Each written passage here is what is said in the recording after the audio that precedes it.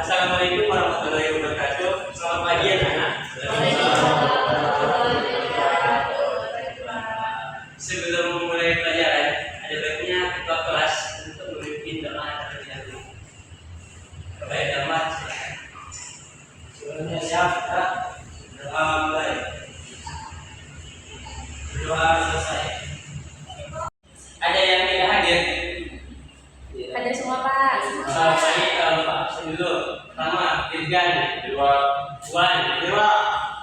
Jamal. Hadir, Pak. Yogi. Hadir, Pak.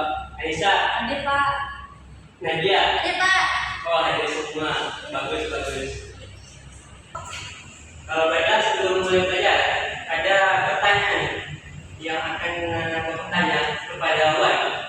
Apa jadinya ketika seorang memberikan Wan wilayah, memberikan Wan sistem irigasi, dan memberikan Wan pendidikan? Apa yang Wan lakukan? Apakah menerima, berterima kasih, atau menolak dan melawan? Kalau dari saya, Pak, saya sangat terima kasih pada Rasul. Namun pada Indonesia tahun 1901, hal ini malah berbanding terbalik. Masyarakat Indonesia malah melawan balik. Oleh karena itu, maka kita akan menonton video untuk menjawab pertanyaan tersebut. Kita akan menonton video ini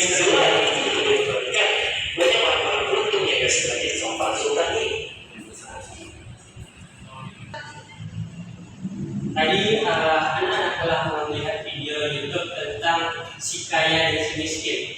Dan jika kita hubungkan pada tahun 1901, maka hal inilah juga yang terjadi pada tahun tersebut. Kenapa?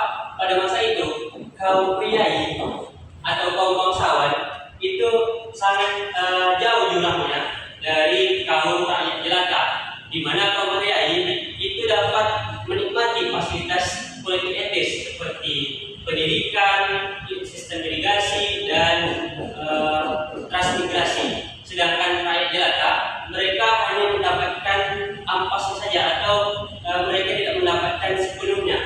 Hal inilah yang menyebabkan perlawanan-perlawanan terjadi ketika politik etis itu terjadi.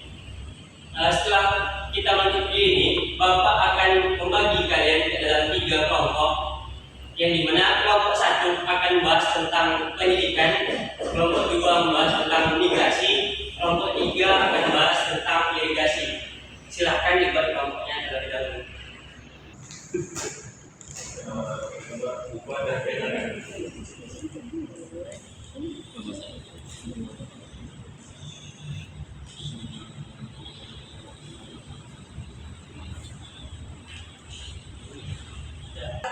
Baik, setelah anak mencari jawabannya, silahkan yang pertama yaitu kelompok 1, itu pendidikan. Silahkan putus kelompoknya untuk maju.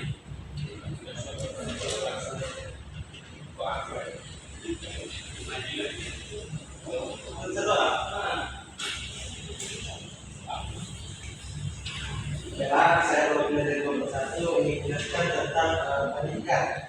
Ini kan ialah program sekolah dan pemberian pengajaran bagi rakyat pribumi agar mereka bisa membaca, menulis, dan berhitung.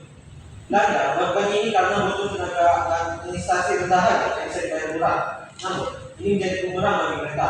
Pendidikan melahirkan kaum pelajar yang sadar akan nasib bangsanya. Kelompok inilah yang kemudian memimpin menggerakkan kemerdekaan Indonesia. Oke, saya terima kasih. Bagus, beri tepuk tangan kepada Bapak. Selanjutnya itu kelompok 2 tentang migrasi. Silakan tulis kelompoknya. Boleh Pak dulu, Pak?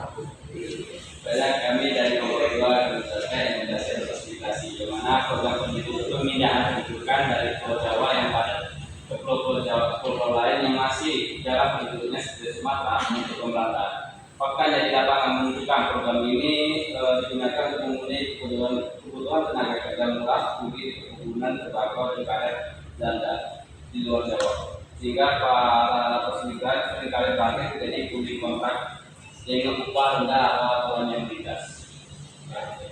Bagus, kepada kelompok 2 diberi tepuk tangan. Silakan kepada kelompok 3 irigasi.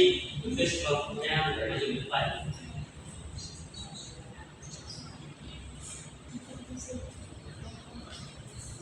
Baik, di sini kami dari kelompok 3 membacakan studi kami tentang irigasi atau penyairan.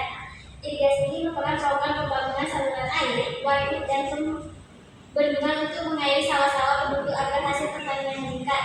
Meskipun tujuannya untuk rakyat, Anda perlu tahu bahwa air yang itu justru diprioritaskan untuk perkebunan swasta Belanda, terutama tebu. Baik, sekian dari kelompok kami. Terima kasih.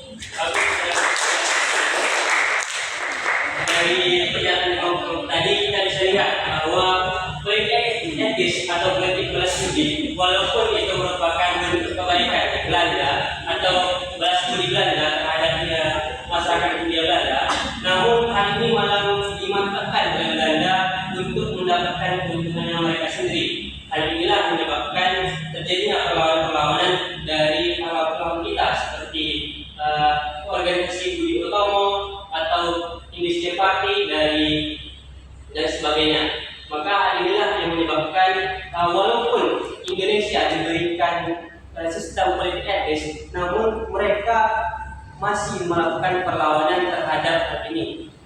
Mungkin cukup sekian pembelajaran kita pada hari ini. Akhiri, wassalamualaikum warahmatullahi wabarakatuh.